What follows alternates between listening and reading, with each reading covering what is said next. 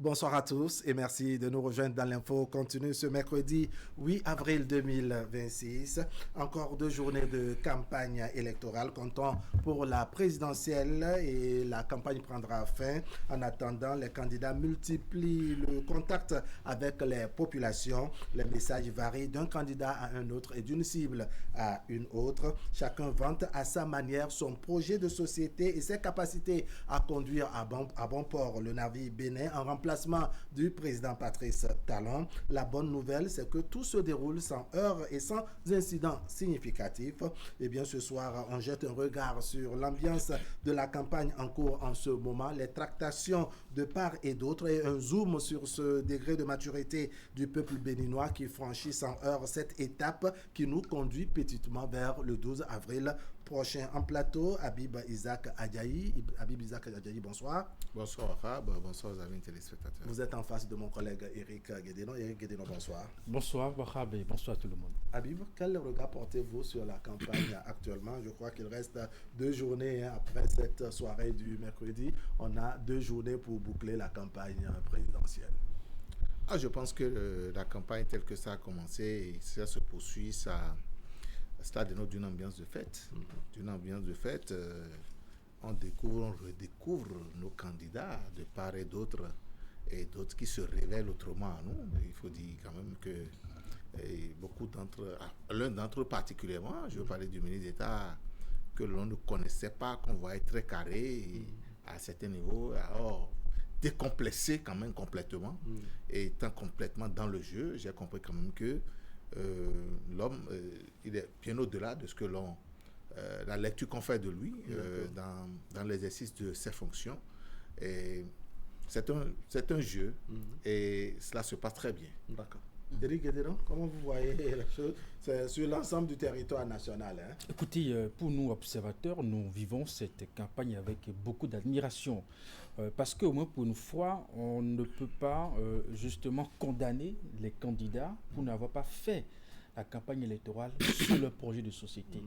Juste dans un passé récent, nous étions dans des querelles politiques, dans la chamaillerie politique.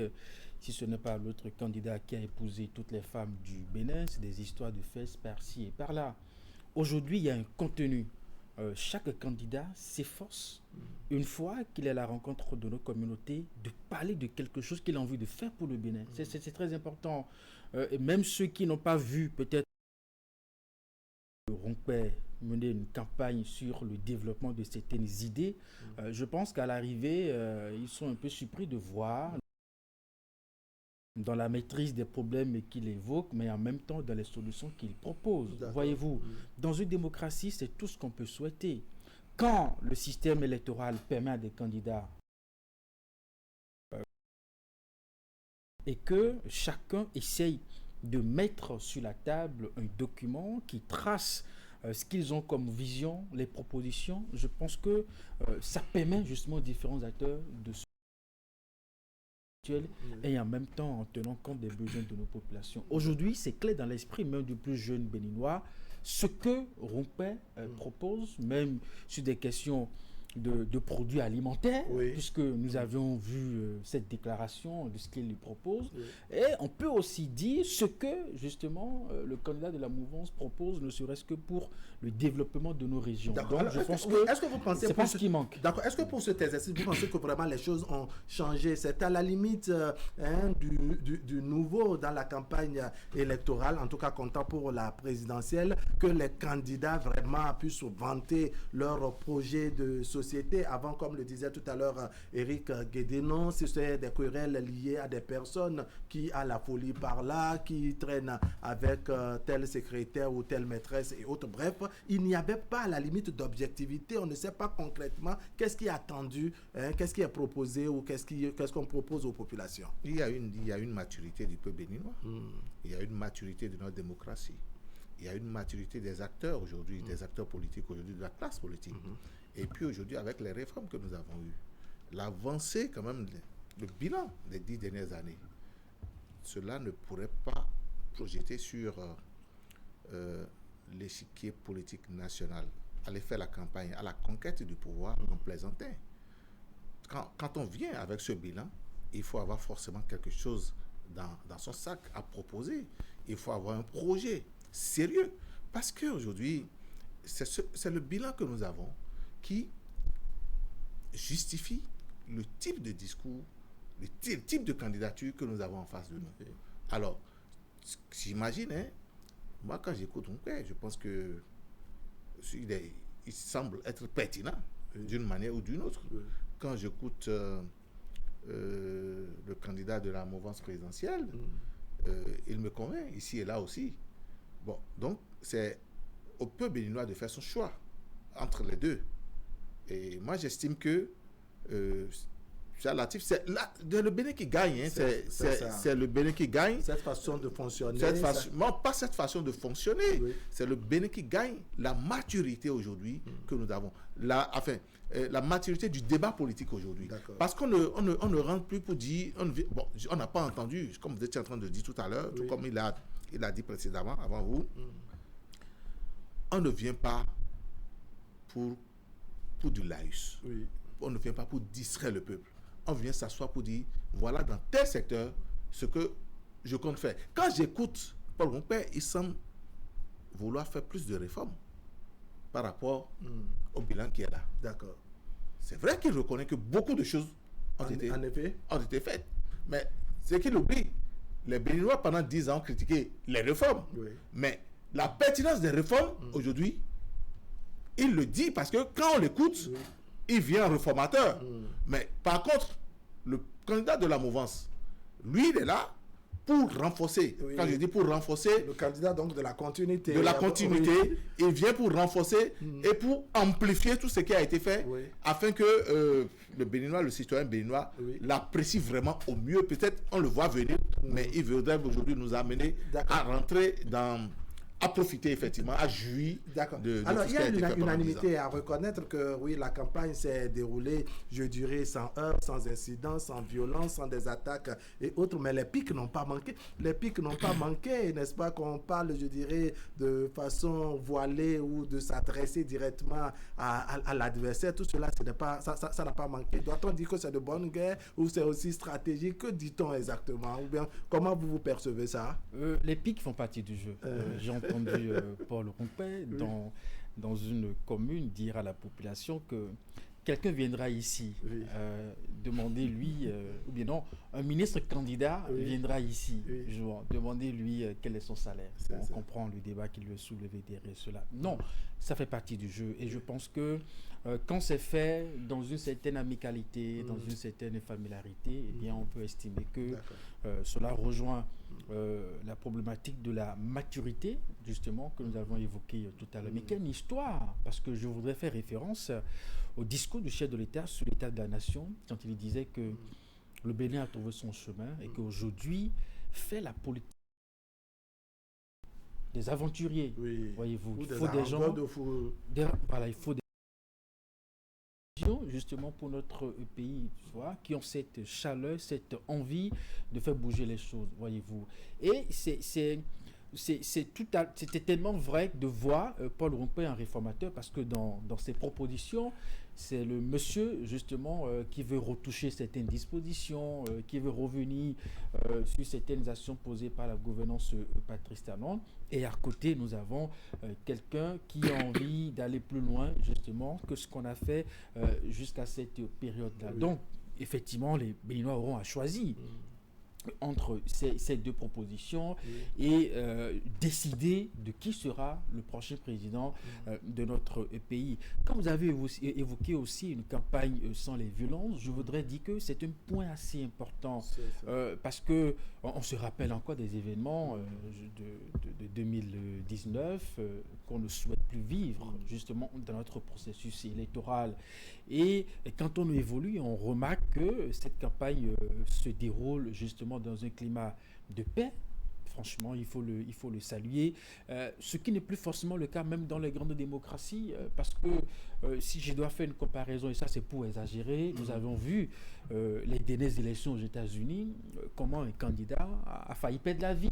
Donald Trump a été la cible, en tout cas, d'un assassinat. Donc, voyez-vous. Donc, aujourd'hui, on peut se réjouir de ce que Nous sommes en train de finir la campagne électorale. Vous avez remarqué qu'il reste quelques jours. Et vraiment, on a le sentiment de renouer à cette tradition des campagnes électorales de façon pacifique, dans une ambiance de fête. Oui. Et ça, c'est à l'actif des acteurs. D'accord. Alors, comment on explique, je dirais, cette élection, ou en tout cas cette campagne qui se passe de façon pacifique, au-delà des pics entre candidats, n'est-ce pas? On a compris que les deux camps, parce qu'on a l'opposition et la mouvance, de toutes les façons, les deux candidats vont puiser dans le même électorat, dans les différentes régions du pays. Donc chacun a ses militants, mais il n'y a pas confrontation, il n'y a pas d'agression verbale, il n'y a pas d'attaque, il n'y a rien. C'est vrai que ce n'est pas notre souhait, mais on s'interroge pour comprendre comment on est arrivé, n'est-ce pas, à réussir, je dirais, un tel mécanisme, une telle démarche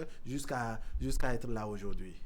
Vous savez, la violence, malheureusement, que nous avions connue et que vivement qu'on ne puisse plus faire ce genre d'expérience dans notre pays, était la qualité des acteurs politiques qui étaient dans le discours, qui étaient dans le débat politique public en ce moment-là. C'est ça.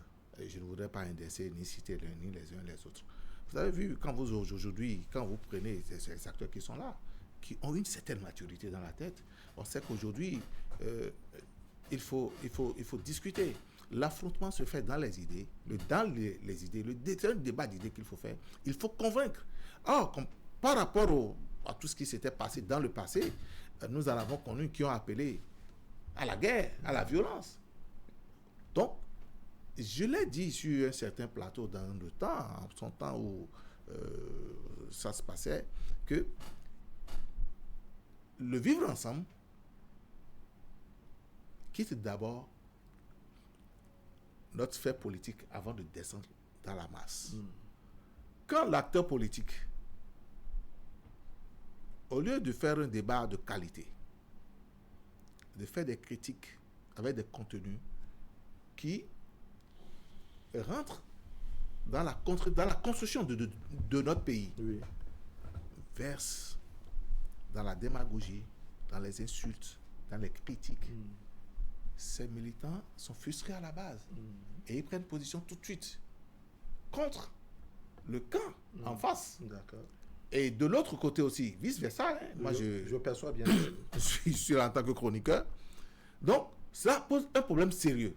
Or, aujourd'hui, la qualité du débat que vous voyez dénote de la qualité du discours. Donc, du niveau intellectuel et politique des hommes que nous avons en compétition. C'est ça. Et cela ne peut en être qu'autrement. D'accord. Donc, c'est un peu ça pour répondre à votre question. Au-delà de tout, est-ce que vous pensez, Éric Guédénon, qu'on a tiré le son, je dirais, de tout ce qui s'est passé? Vous avez cité dans votre développement tout à l'heure, je crois, 2019, un peu 2020, 2021 également. Bref, il y a eu de ces mouvements douloureux que nous avons connus liés aux élections. Est-ce que vous pensez qu'on a vraiment tiré le son, qu'on a dit ça ne nous amène nulle part et qu'il n'y a rien à gagner, dedans et qu'on peut faire les choses de façon disciplinée?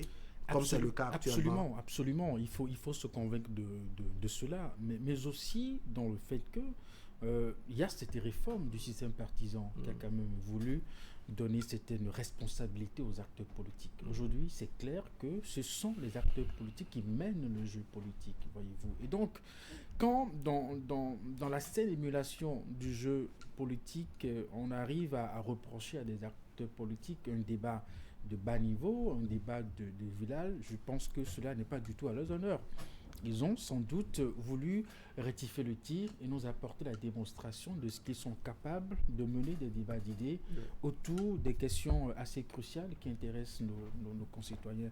Mais aussi parce que nos concitoyens, à un moment donné, ont démontré par la force de la citoyenneté ce qui devrait caractériser un débat dans un processus électoral. Et cela sans doute amène les différents acteurs à revoir leurs copies. Vous savez, on a fait un exercice de débat contradictoire avec deux acteurs politiques. On s'est dit à Canal 3 qu'on allait faire projet de société contre projet de société.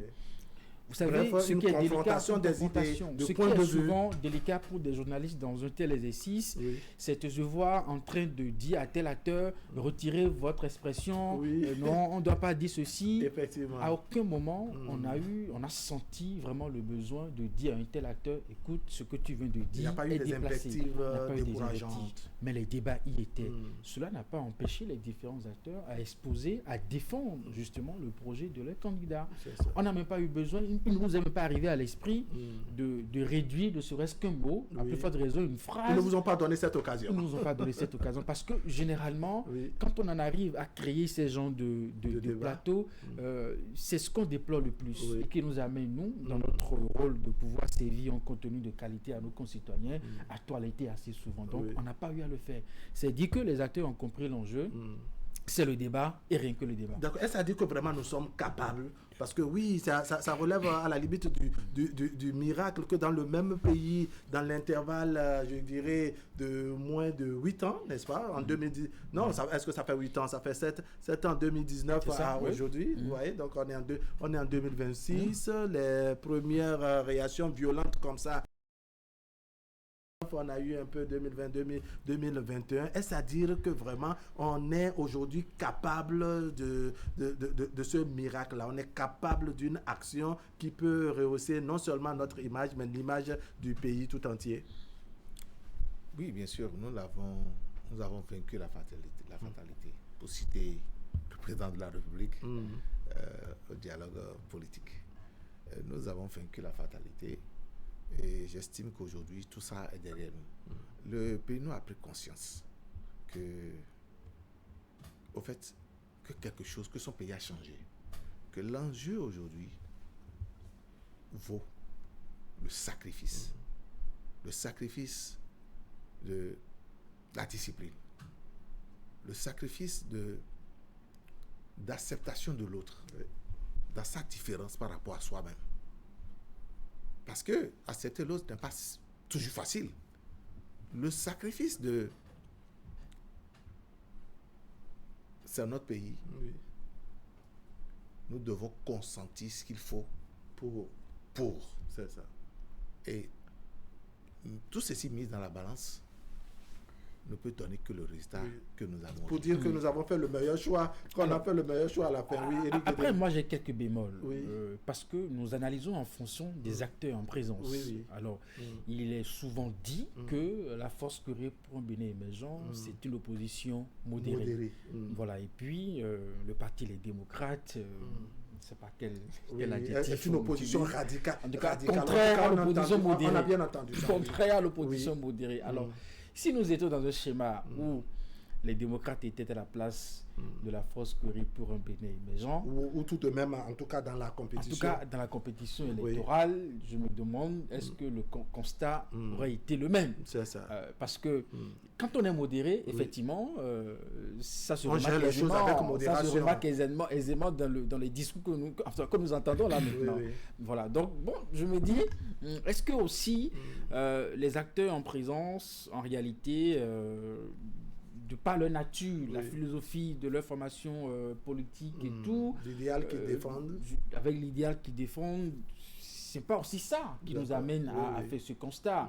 Et que peut-être que si nous étions avec d'autres acteurs à qui on reproche en griffe un discours peut-être plus dur et plus fort, voilà, est-ce qu'on serait en train de vivre aussi une campagne électorale aussi apaisée? En tout cas, l'un dans l'autre, nous sommes tous des Béninois. Oui. Est-ce qu'il vous arrive de vous interroger, n'est-ce pas? Je ne suis pas d'accord avec vous. Comme je le dis, c'était des bémols. Donc voilà. Oui, mais parce que oui, la question, elle demeure et elle est pertinente. L'opposition reste une opposition, est une opposition. Oui, qu'elle soit modérée, radicale, elle demeure une opposition. Mais il y a plusieurs manières, n'est-ce pas, de manifester l'opposition. De toutes les façons, on sait que ces 10 dernières années, l'opposition telle que menée par le parti Force Corée pour un Bénin émergent, c'est pas de la même manière que le parti Les Démocrates l'a menée, je dirais, depuis 2020 que le parti est né. Je crois que le parti est né en décembre 2020. C'est le discours de l'opposant qui fait de lui un opposant modéré ou un opposant radical. Ça devient donc sa méthode de fonctionnement.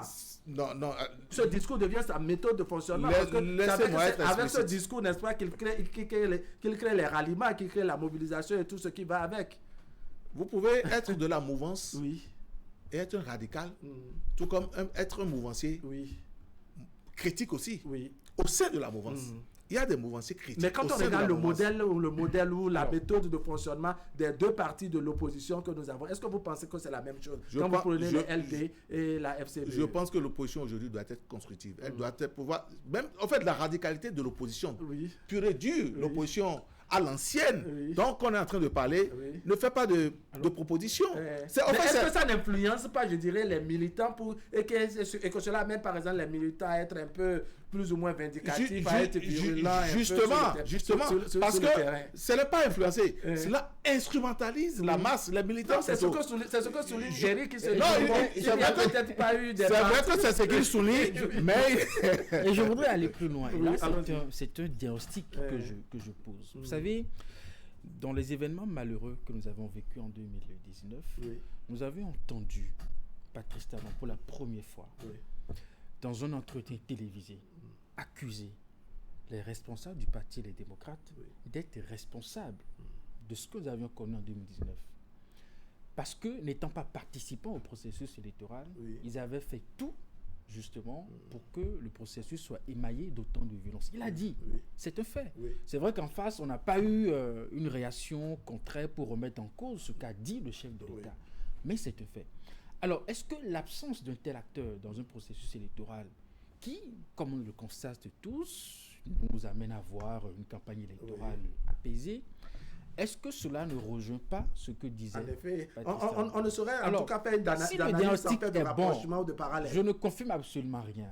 Mais si ce que je dis est bon, cela veut dire que nous avons des acteurs qu'il faut inviter forcément à revoir le copie de ce que la politique n'est pas une question de violence. D'accord. Alors, si cette campagne est une campagne réussite, que c'est une campagne réussie, que c'est une campagne qui s'est déroulée sans violence, sans heurts, sans, je dirais, incidents significatifs, est-ce à dire que les candidats, ou pour ne pas dire les partis politiques, les militants et autres, qui ont souvent la violence facile, qui pensent à détenir le monopole de la violence, ne doivent pas tirer également le son et se dire, attention, le peuple n'est plus dans ça, comme on dit.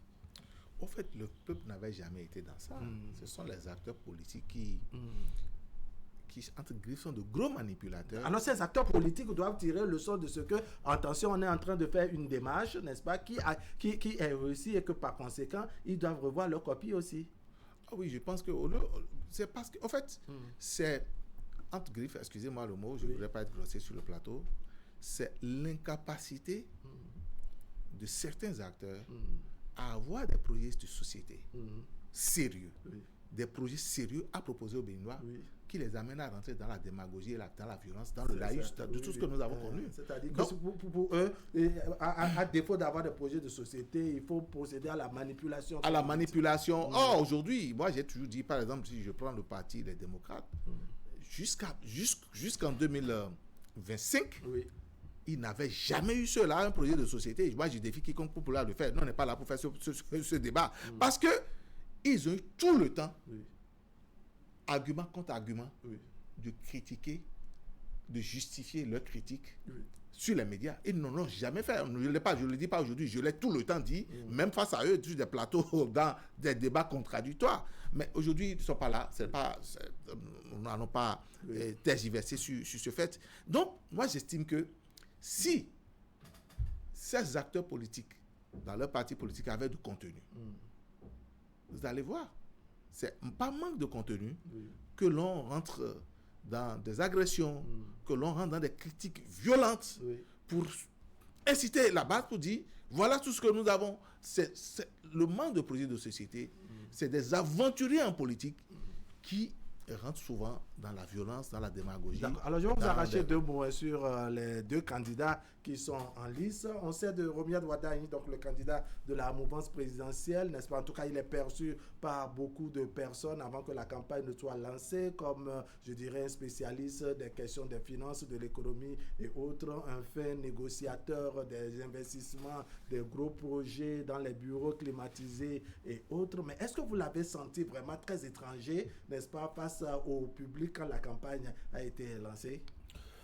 Non, non. En tout cas, il nous donne toujours le sentiment de maîtriser... Parce que c'est pas quelqu'un on dit de lui, bon, il n'est pas un politique ou un politicien qui est toujours sur le terrain de la mobilisation du public, mais face aux populations, on l'a vu autrement. On se posait beaucoup de questions à travers son profil. Est-ce qu'il était un acteur politique de terrain?